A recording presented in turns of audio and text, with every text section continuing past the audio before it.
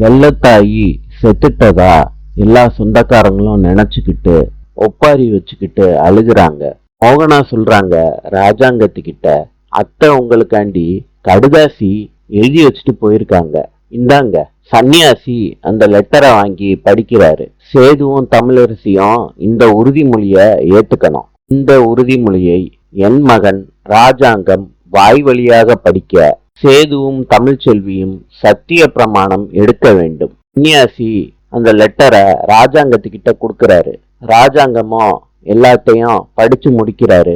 கடைசியில ராஜாங்கத்தோட அம்மா சொல்றாங்க, அப்பதான் என்னோட ஆத்மா சாந்தி அடையும். ராஜாங்கம் சொல்றாரு, சேது, தமிழ்ச்செல்வி, நீங்க 2 பேரும் கணவன் மனைவியாக ஒற்றுமையாக உறுதிமொழி ஏற்க வேணும். சேதுவும் தமிழ்ச்செல்வியும் உறுதிமொழி எடுக்கிறதுக்கு கைய தூக்குறாங்க.